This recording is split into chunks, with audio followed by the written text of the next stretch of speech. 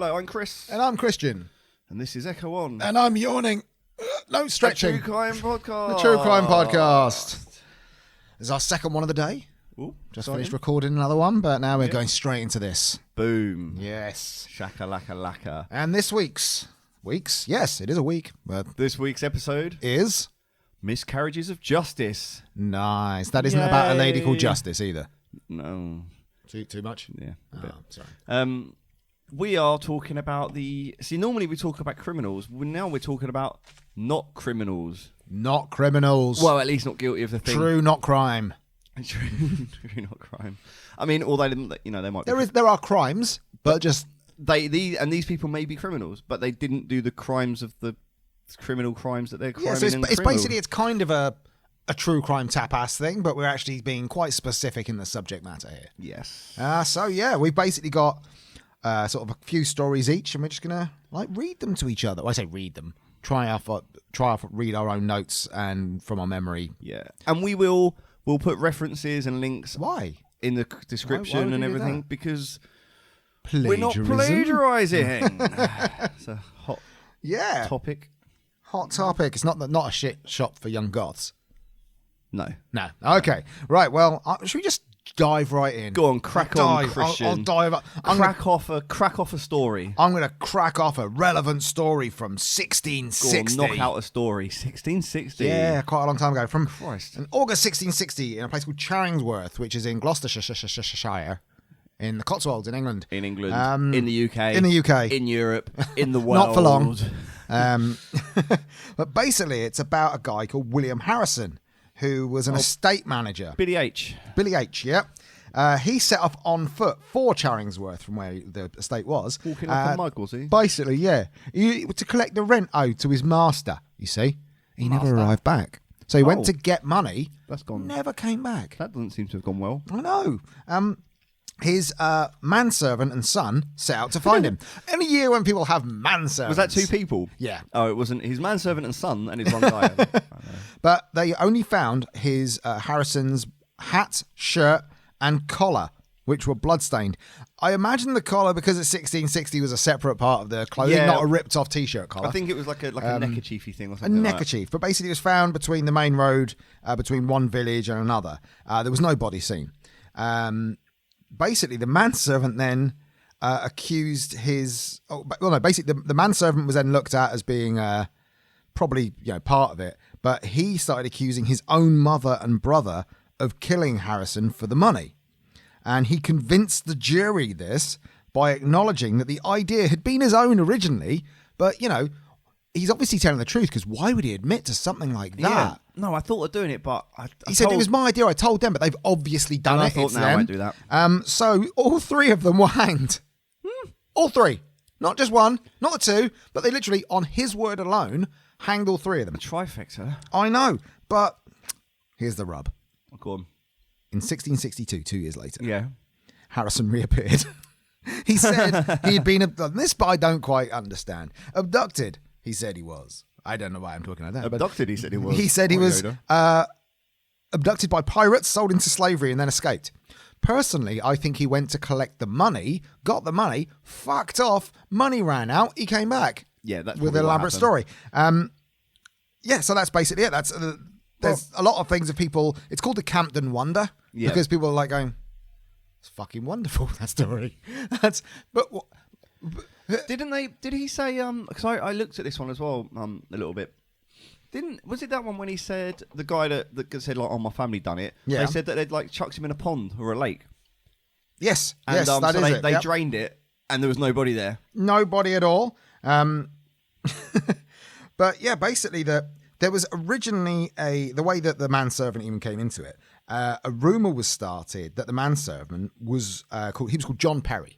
That he was responsible for the murder, because everyone's going, well, he went and the money's gone and the body's gone. It must be the manservant, because he's obviously the closest person to him, and he was a bit, iffy. That's why he suddenly, when he was taken into questioning, started saying that it was his. He said he had information to disclose. He then said it, thinking he would get away with it, going, well, I'm the one that told this. But then it was the fam. Yes, yeah, mm-hmm. But he died along with his fam. Yeah. I mean, basically, what actually happened was Joan Perry and Richard Perry, the brother and the mother, were arrested and tried twice. No conviction for the first time round due to no body being found. And then along with Joe Perry, and were eventually found guilty of murder because they really wanted to find someone guilty of this because obviously he was quite a high up guy.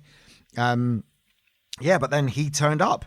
He says that he was taken to a Turkish ship, sold into slavery, and then for about a year and 3/4, he said after that his master that was keeping him died. So he went to a port, stowed away on a Portuguese ship, finally returning to Dover via the way of Lisbon. So I don't think...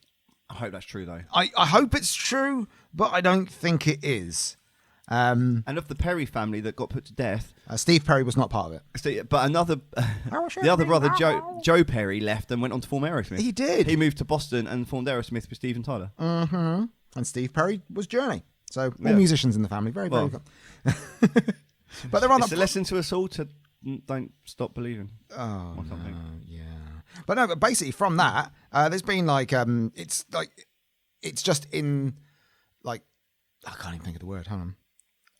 Yeah, it's basically just an urban legend now. It's whether any of it is actually true and provable, or is it because it's from 1660. Mm-hmm. You can't really prove a lot of that shit, but they got names, they got places, they got records, and they say that's what it was. But because it became known as the Campton Wonder, people talked about it over time. Plays had been written about it. So how much of that is actually true and how much is false? I think I read as well that that led to a change in legal, not law, but the way that they try murderers. So it's now really difficult to try to get found guilty of murder without a body. Oh, I didn't know that. And I'm sure I read that was one of the things that led to them being a bit more. Yeah. But that's how they were hanged in 1661. And then a year later, he reappeared saying he was taken by pirates. I'm back. Now, where's my manservant? About that. Oh, okay, he's not here. Let's find his mum. She'll know where he is. Yeah. What about his brother? Oh, shit. Oh. Especially if this was actually something that he took the money and fucked off, went on holiday for a while and came back and was like, damn. Good story, but that's 3 people on my conscience. But yeah, that was my first one, the Campton Wonder. Quick and easy. Like me. So, Chris, lay one on me. Lay a hot, steaming one on me. Timothy John Evans was a Welshman.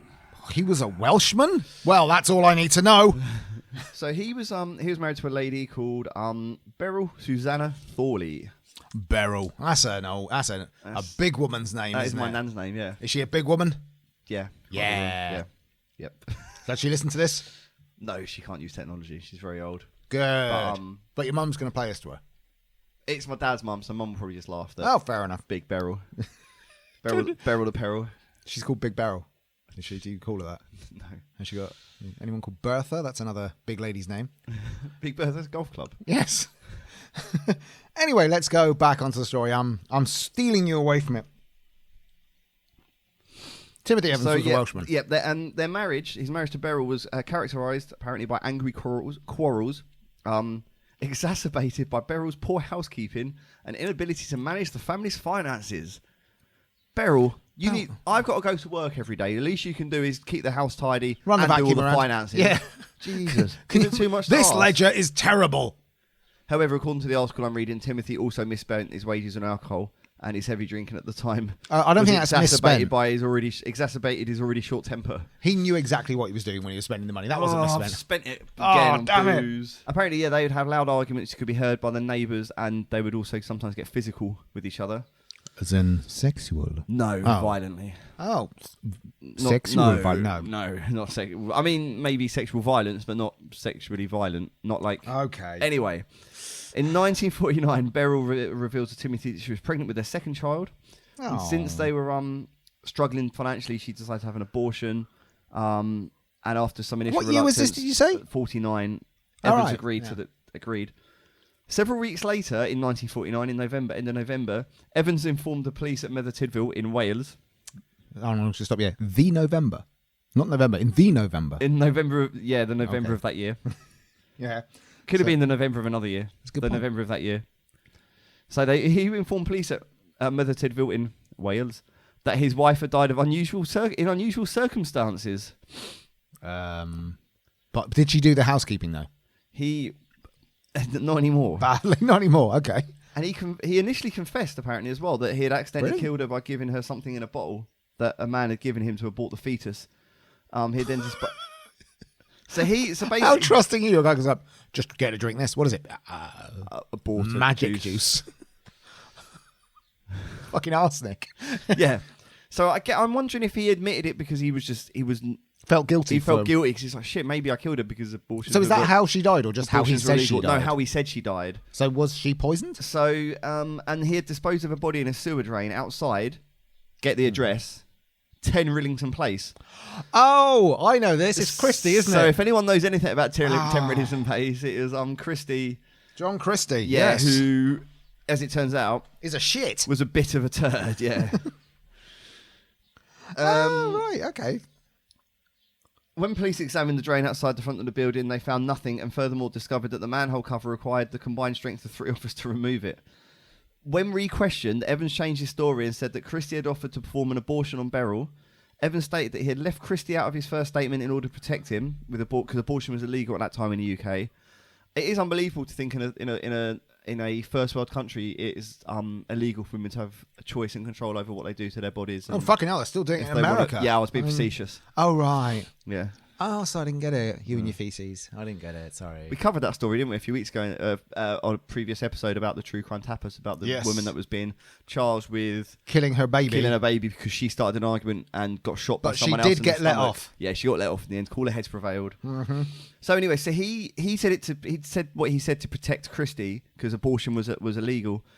After much deliberation, so after much talking with Evans and his wife, they both agreed to take Christie up on the offer of doing the abortion. Was Christie a doctor? I don't think so. No, I think he was like, I can do an abortion. I've seen a vagina. I know how this works. I can put it. I can take it out again. Yeah. Fine. So, stomach punch, push down the stairs. On the 8th of gin in a bath. On the 8th of November, Evans had returned home from work, and Christie told him the abortion had not worked and that Beryl was dead. I hope it was that. Oh, sorry, honey, mate. I'm home. Oh, sorry, mate. About that. Yeah, she ain't here. I tried the abortion. Oh, yeah, how was it? It wasn't really successful. Oh, no, did the baby survive? Not exactly. Everyone's dead. Yeah. This isn't going to end well. Shit. But it's fine. Yeah. Christie said he'll dispose of the body. Oh, that's nice. Why would he want to dispose of the body? Just, I'm going to hide it. I'm going to hide the body. And he'll make arrangements for a couple in East Acton to look after their other child. What, permanently? Not only is his wife an unborn child, though, we're going to take the other one away from you. Take your kid off. It'll be fine. They'll look after him. And he said Evans should leave for London in the meantime. On the 14th of November, Evans left Wales to stay with relatives. He said he later returned to 10 Rillington Place to ask about Geraldine, but Christie had refused to let him see her. Geraldine was the other child. Yeah. Did he kill her as well? In response to Evans' second statement, police performed a preliminary search of 10 Rillington Place, didn't find anything incriminating, despite the presence of a human thigh bone supporting a fence post in the tiny garden. Oh, nothing. I mean, except for this human fence bone that's used to prop up a fence. They didn't find anything, though. No, didn't find it. They had a proper look, though, on the 2nd of December. Had a bit of a more thorough look. The first one was just like a thigh bone. That's fine. Nothing's there. I think what it is, they didn't see the thigh bone. They didn't see it. Apparently, it was a tiny garden. It was used, and it was being used to hold up a fence post. That is some bollocks on Christie doing that. You should just look outside and be like, "Is that wood's gone a bit like pale?" It's like old bone over there. Must be a dog bone or something from the butchers. Awfully similar. Really doing a good job of keeping. It's actually bone's Human wood. bone. The whole dent at the top of the bone. That's going to have a bit of. That's pretty good. Yeah. We're not telling you to do this. No. Got a fence need building. So they went back the following month, December. The police found the body of Beryl Evans, wrapped in a tablecloth in the wash house in the back garden. Oh, so she wasn't. Nope, she was there. Wait a minute. What was the one down the drain then? He said. Oh, he said it was down the drain. He said it was down the drain. Right. Timothy Evans said he'd got rid of his wife's body down the drain. Because he presumed Christie did that. Yeah. I guess.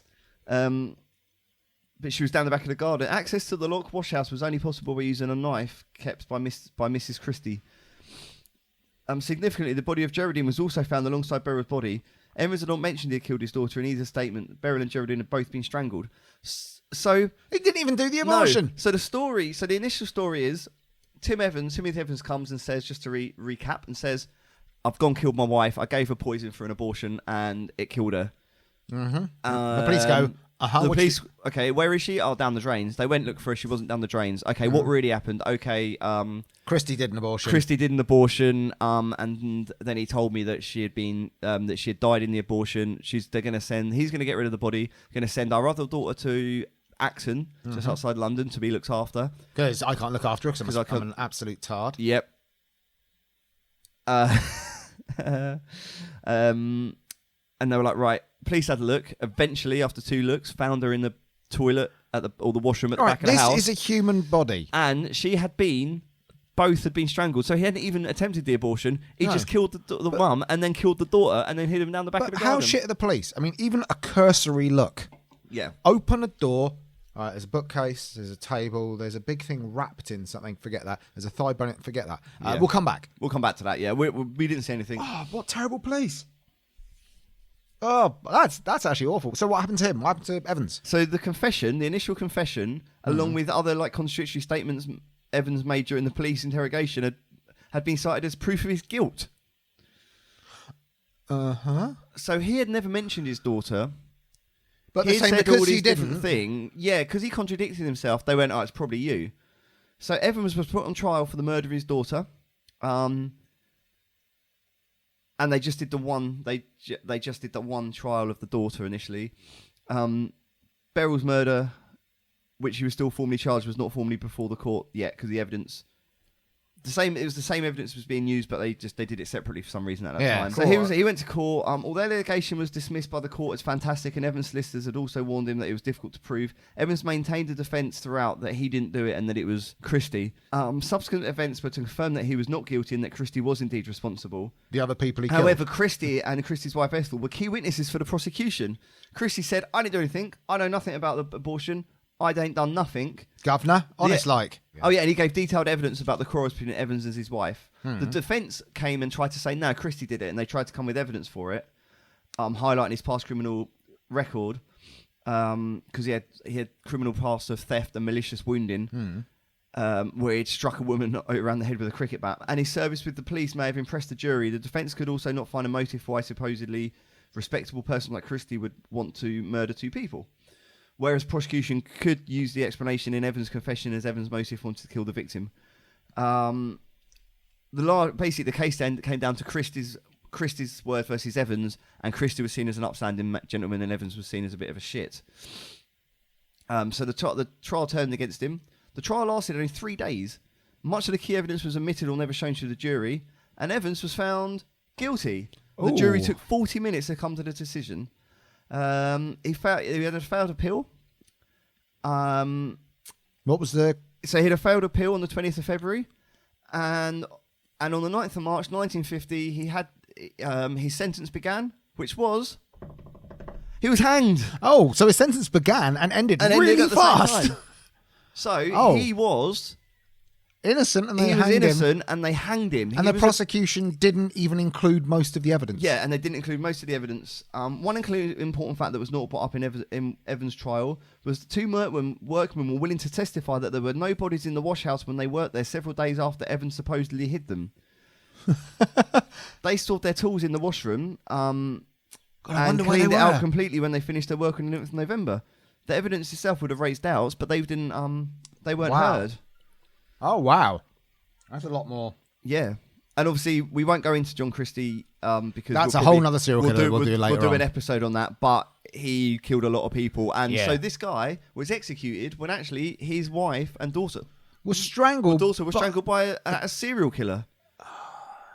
Shit. What a shit.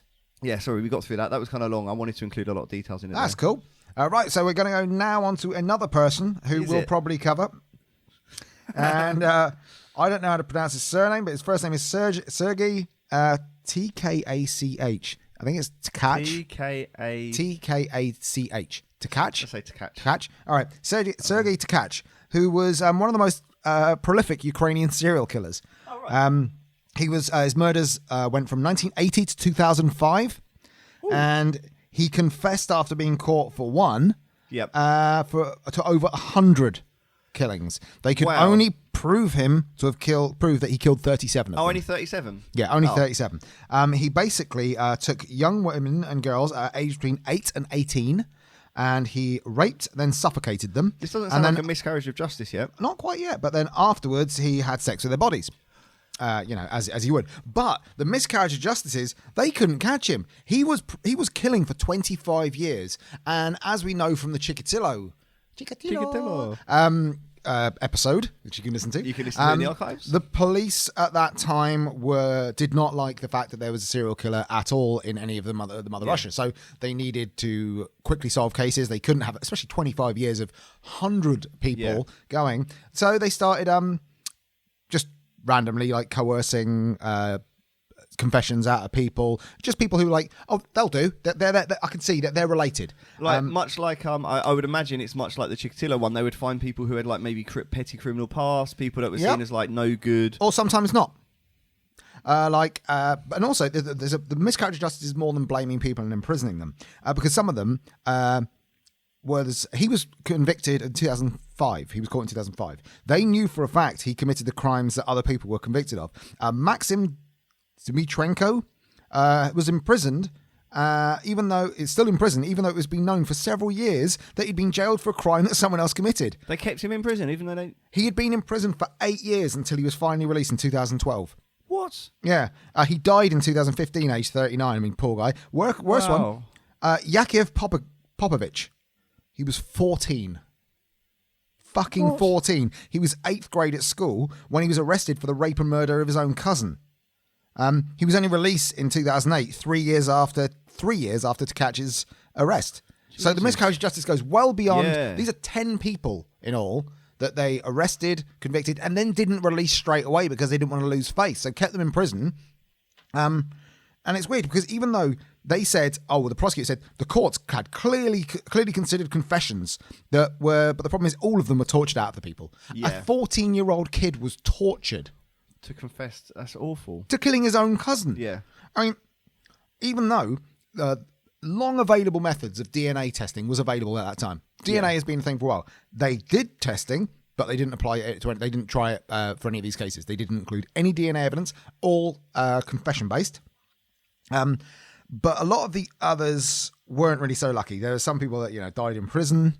Some people, a couple of them died in prison, but like 10 years after were kept in there.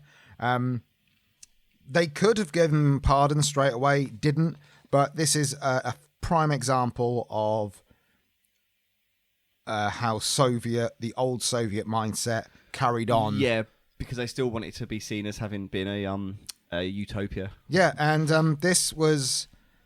it's incredible that between 1980 and 2005, I mean, this is 10 people that they know of. I got this from a human rights protection group, the Kharkiv Human Rights Protection Group, which is the Ukrainian human rights website. They basically look at the human rights violations within Ukraine because they know it's prevalent.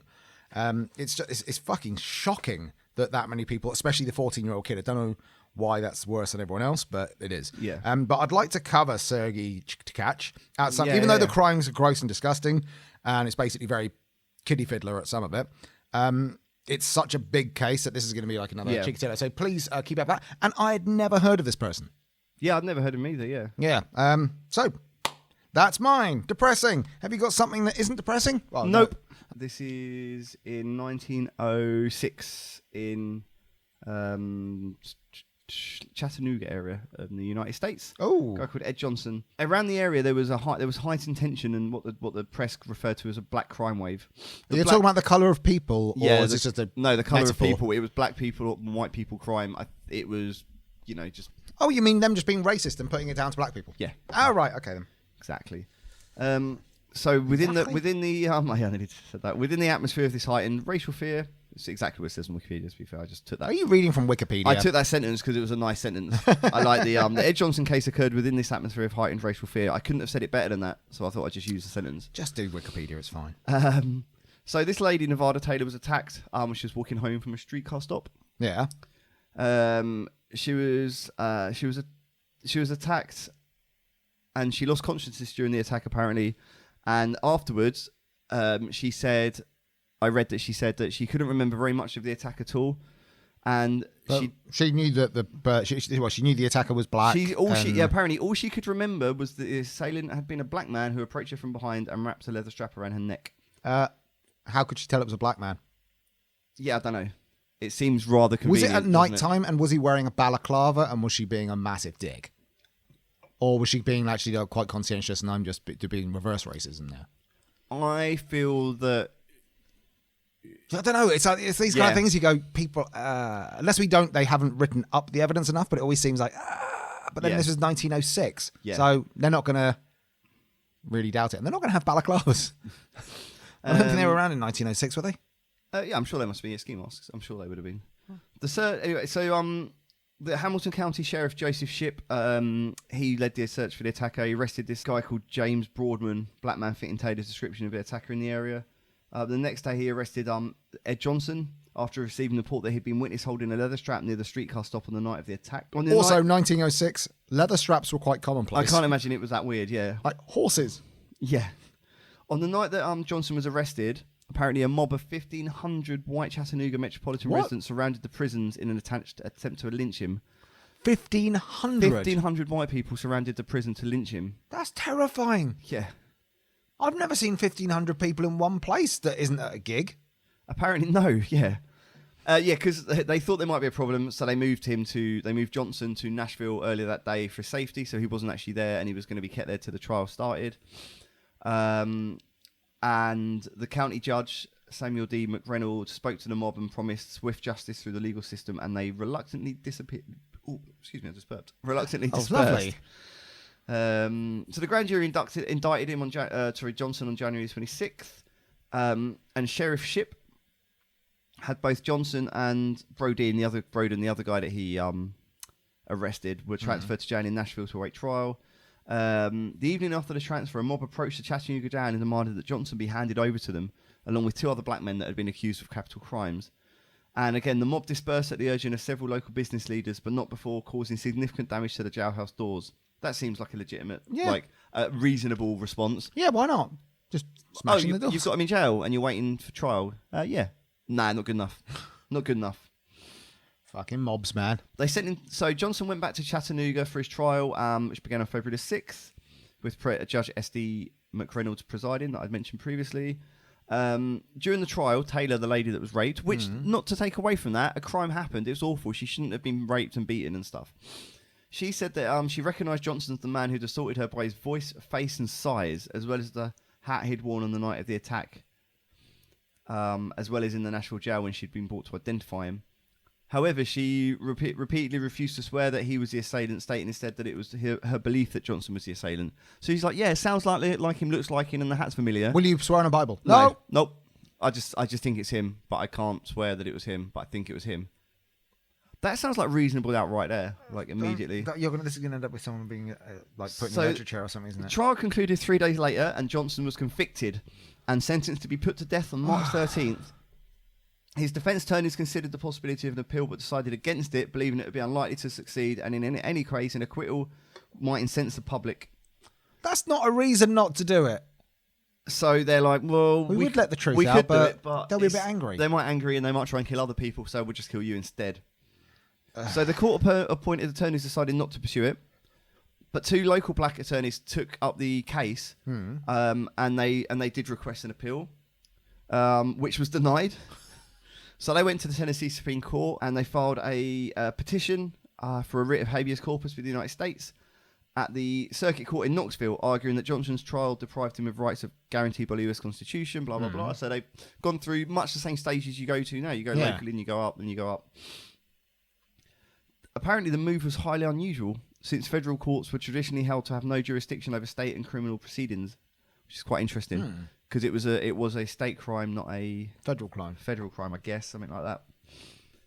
The district court dismissed the petition. However, he suggested in his ruling that McReynolds petitioned to the governor of Tennessee for a 10-day stay of execution.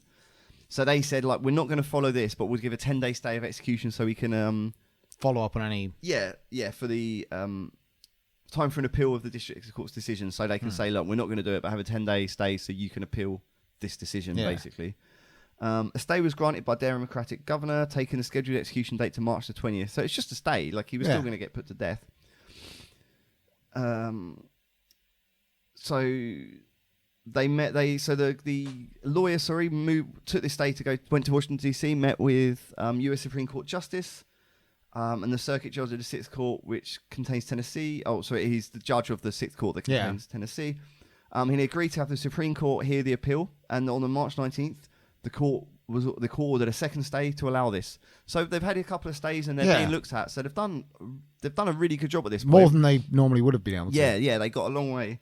So it's all going quite well, isn't it? When's it going to fuck up? So on the evening of March the 19th. Yes.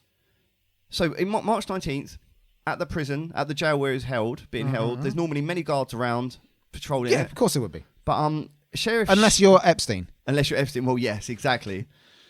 Sheriff Shipp had recommended the extra guards be posted around the jail to prevent mob violence. So he excused all law enforcement officials except for an elderly nighttime jailer, Jeremiah Gibson, from duty. Wait, I think he got told to have more guards in case of a mob or anything, and then gave all his guards a night off. Yeah, I think he said, you need to go outside and not inside, maybe. Or he sent them home. I think he just sent them home to, have a rest. I don't really know. I can't get that sentence doesn't make sense, but I know what happened, so it kind of makes sense. But anyway, basically, the crux of this bit is, I think what it is, he had said we need loads of extra guards, and then he went, actually, but then you can all go home tonight. Tonight, you can all go home. And he made all the prisoners, except Ed Johnson and another person called Ellen Baker, a white woman from the... moved all prisoners... Sorry. Yeah, he moved all prisoners, except for Ed Johnson and a white woman, to the third floor.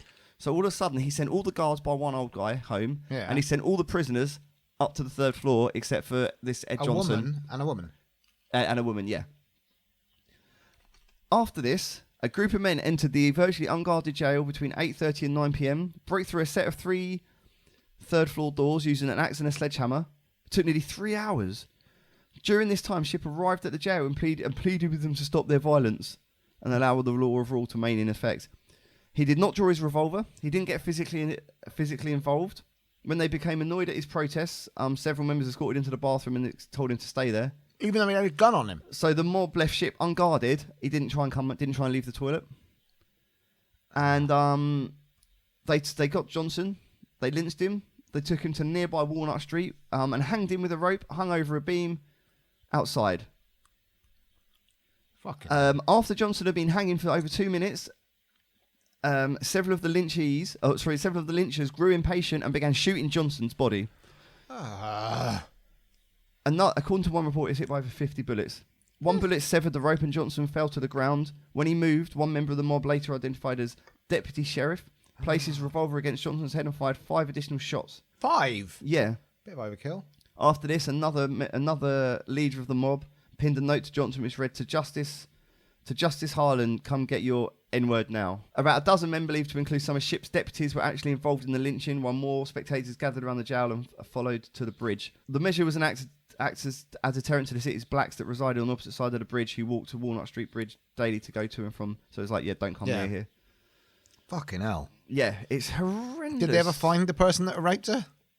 I don't know, actually, but the mob's actions, especially the note just addressed to Judge Harlan, and Chattanooga's law enforcement's lack of prevention or response directly challenged the Supreme Court's authority over state criminal proceedings. Because the Supreme Court said, don't kill him, and they did nothing to stop it happening.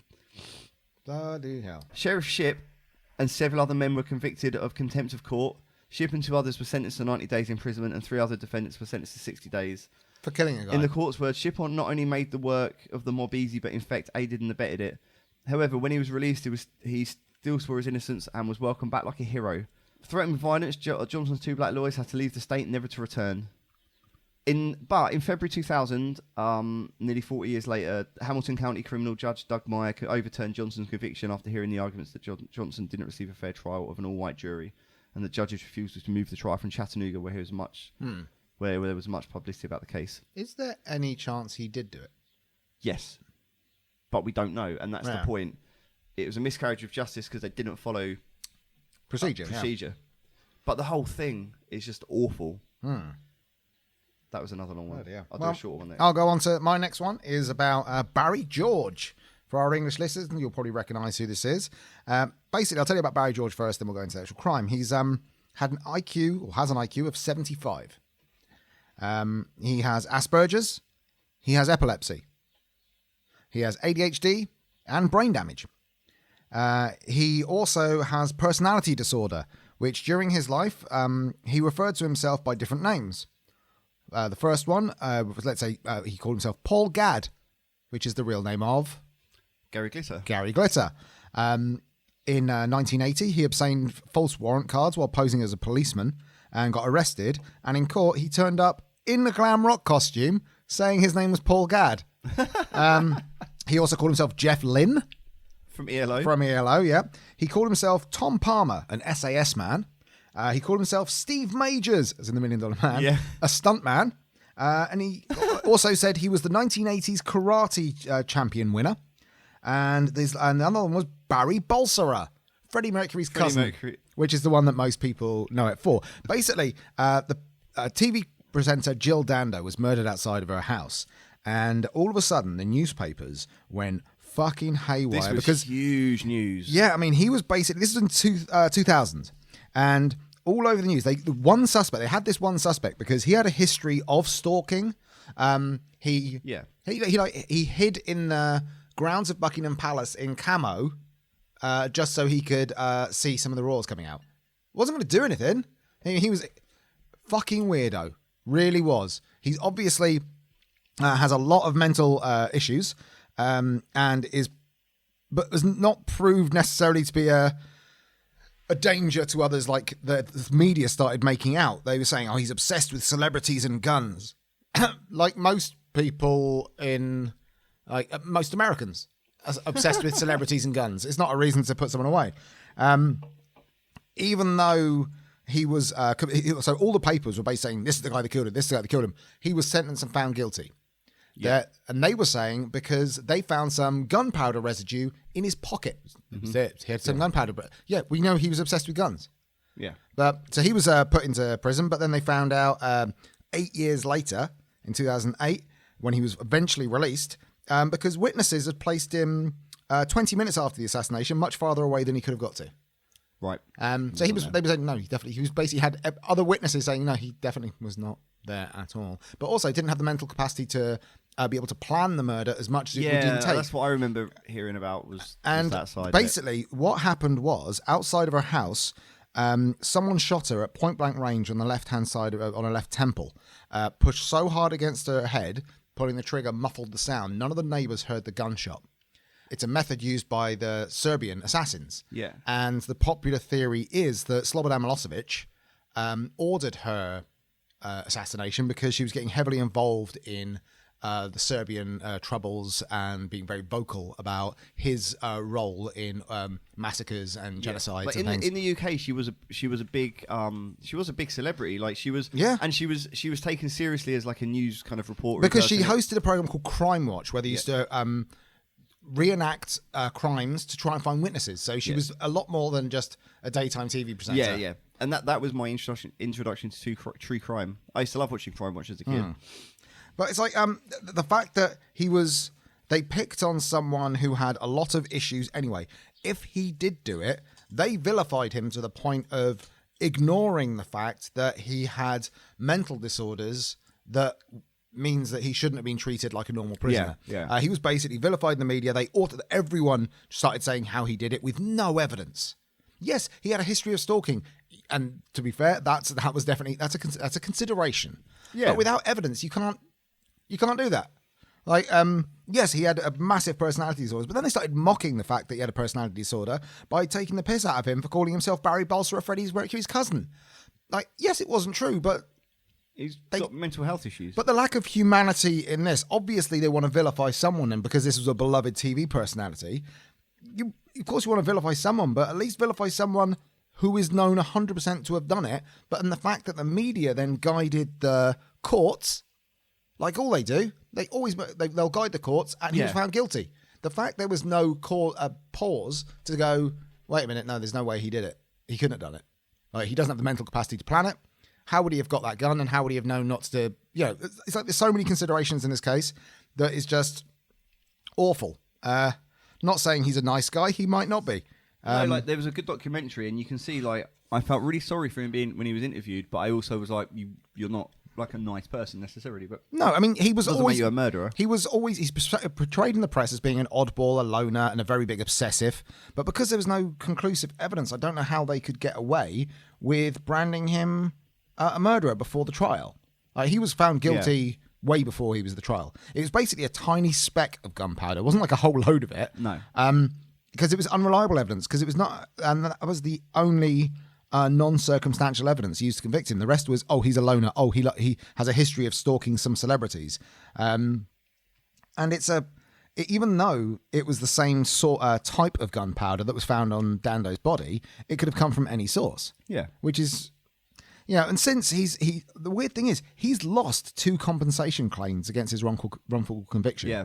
They refused to pay out when he sought compensation for loss of earnings and wrongful imprisonment, stress and destruction of his character.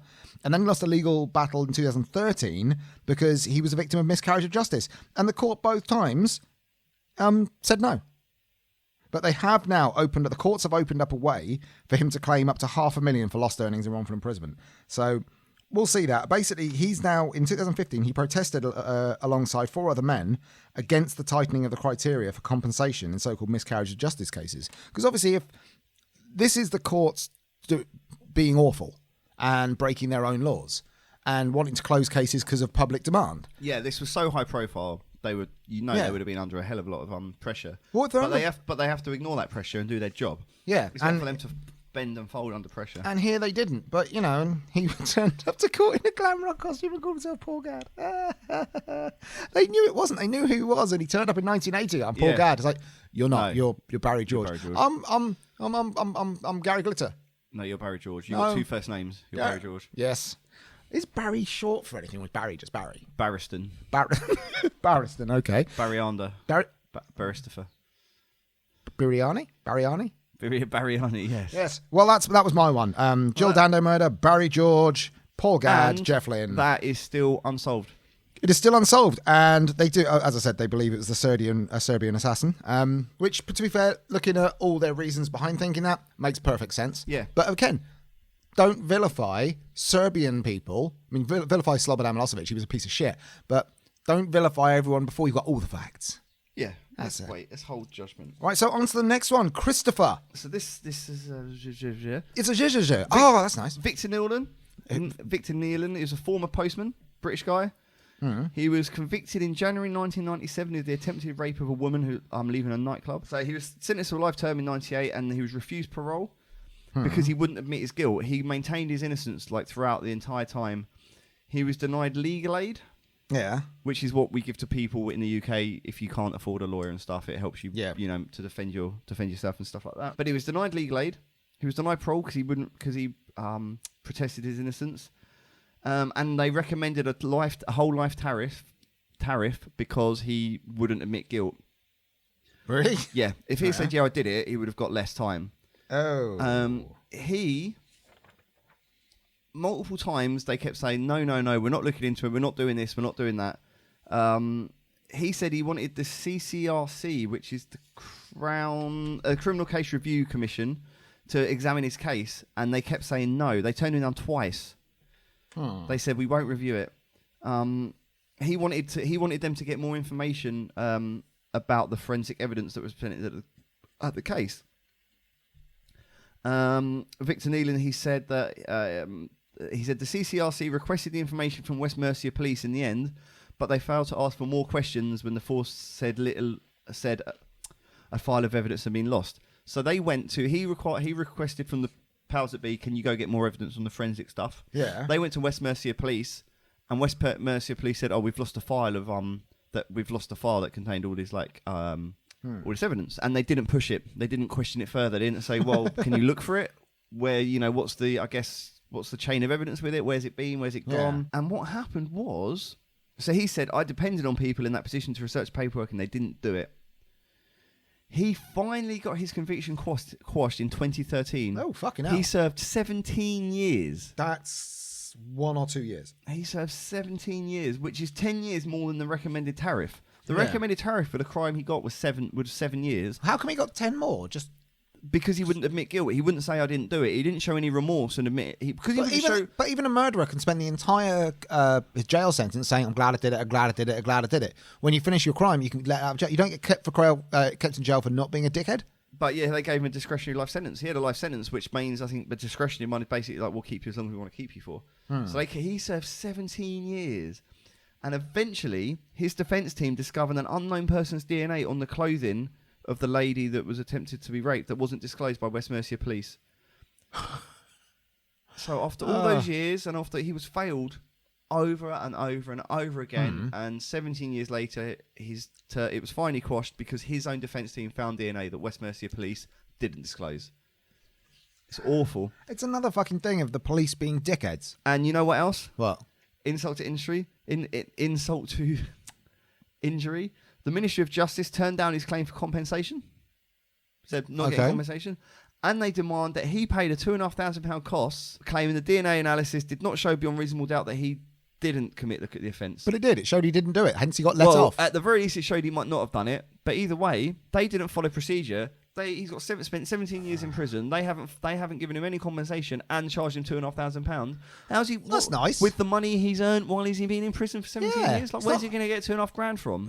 Oh, I hate this system sometimes. The Criminal Case Review Commission said that they regret the fact. The chairman said, "We regret the fact that in this particular case we missed something. I apologise to all concerned for the fact that we did so. Thanks." Wow. Poor guy. Yeah, shitty. Well, for my last one, I am going to do one that isn't the police being dickheads. Oh, right. Don't know how I feel about that. It's the other people being dickheads, but still miscarriage of justice. Yes. I don't know if this is the way you pronounce it. It's a Swedish name. Sture Bergvall used to be known as Sweden's most notorious serial killer. Oh, yeah. He also took the name Thomas Quick in 1992.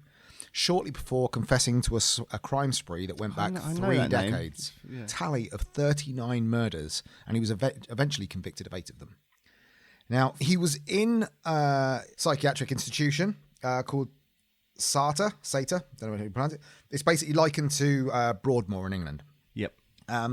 It was there he became Thomas Quick, but he was started on a course, a pioneering course of psychoactive therapy, which was bolstered by a big supply of psychoactive drugs. Cool. The model of this treatment had its origins in a completely unfounded premises that schizophrenia in adults was caused by abuse in childhood by the parents. So it's basically this whole thing. Bear in mind that this is in the 90s, and they're thinking that schizophrenia is caused by abuse. And that's it. That's it. Nothing else. And Margit Norrell, who's the head psychiatrist, is fucking responsible for what happened. Because he started having these... Everyone said that she had a cult-like spell over the group of therapists who shared her belief in recovered memory therapy. And Bergvall, because he wanted to be an interesting patient, started confessing to crimes that he didn't commit. Wonderful.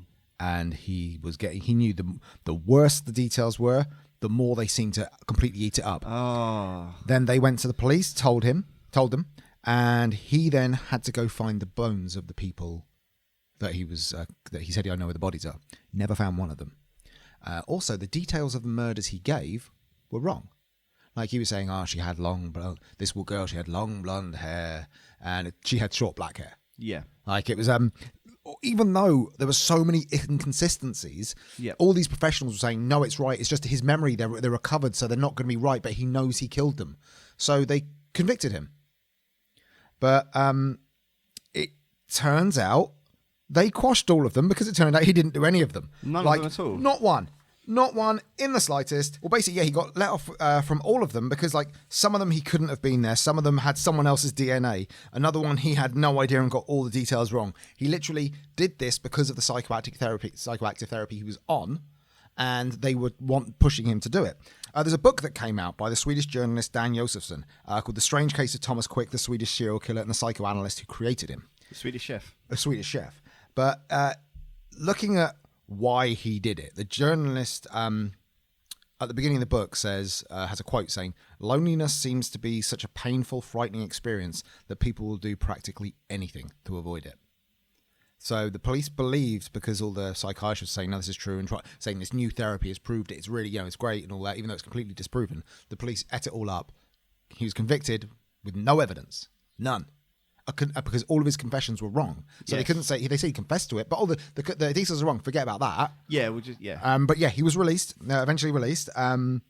He is out and free, but don't have any compassion for him. Because he was in that place for a good reason. He sexually molested a child when he was 19. And later on, he attempted to kill someone with a knife. To the point where, not when I say attempted to kill, it was a miracle they survived. Oh, right. He's a piece of shit. Also, as well as that, when he was being tried, the credibility of his confessions were widely debated within Swedish media. All right. So unlike our one, where they go, this guy did it, they're going, oh, this is right. I don't think he did it. Oh, yes, I've got the list of crimes that he was convicted of and actually what happened.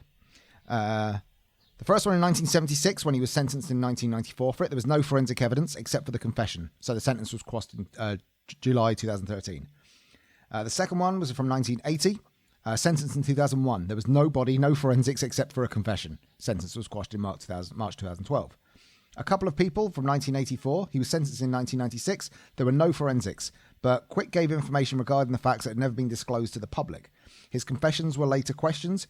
Quick seemed to have been privy to all the information before the trial because while he was doing his confessing with the psychiatric drugs, him and his psychoanalyst requested the notes from some of the crimes from journalists because they're Public of Information, Freedom of Information Act, and these were the notes that were based on the articles, but had information that weren't in the articles. Yeah. So they went over them.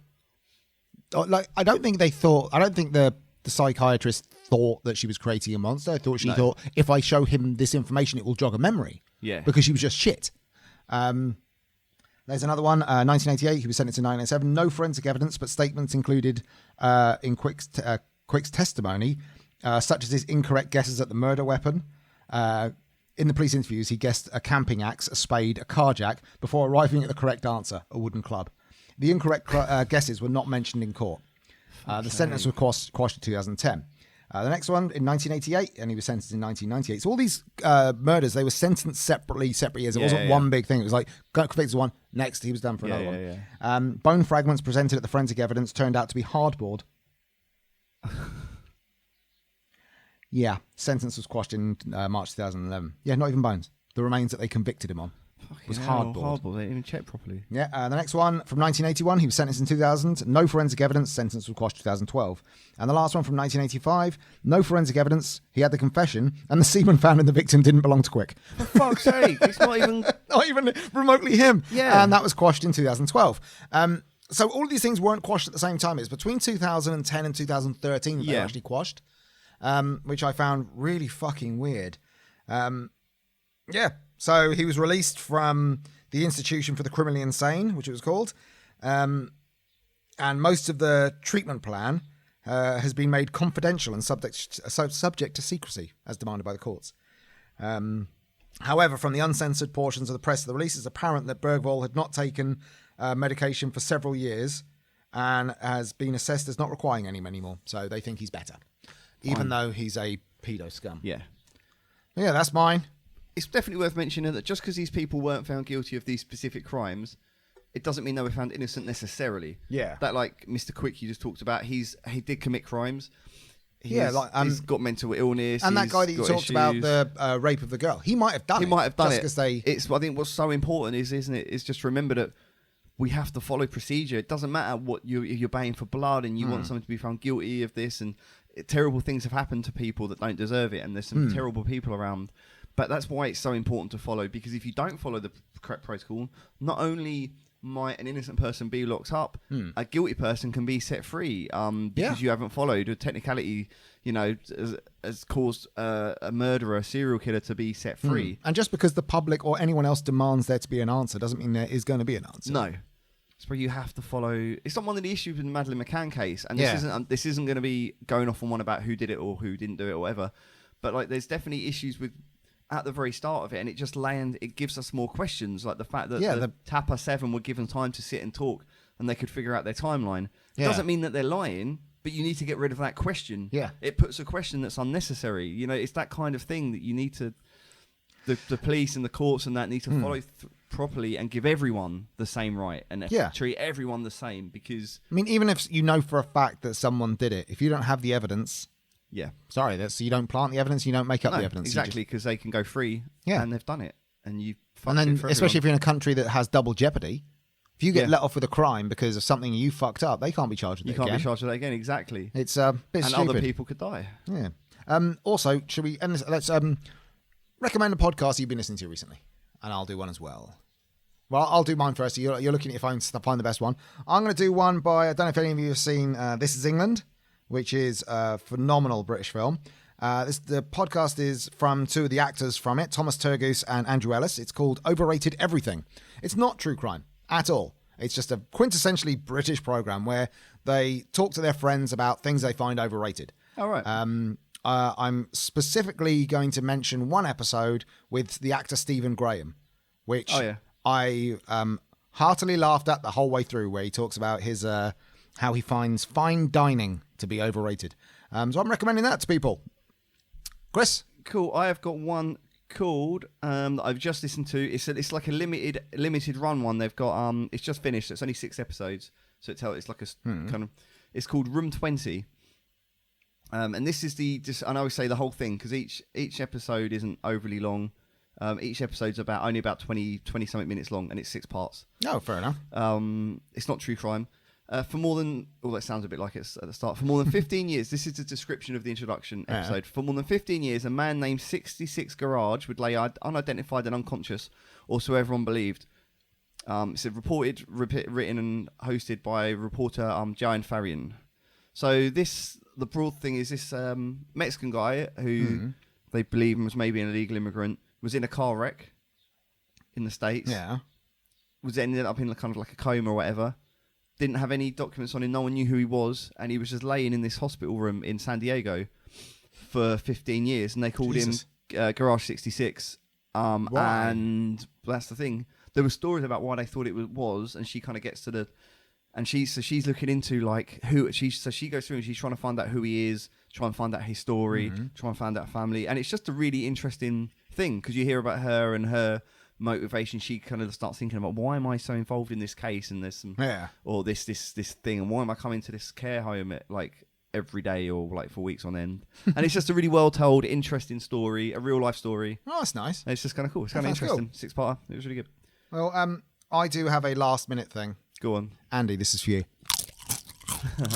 I've been Chris. And I've been Christian. We've been Echo One, a true crime podcast. See you on social media at Echo One Pod. Woo! Bye.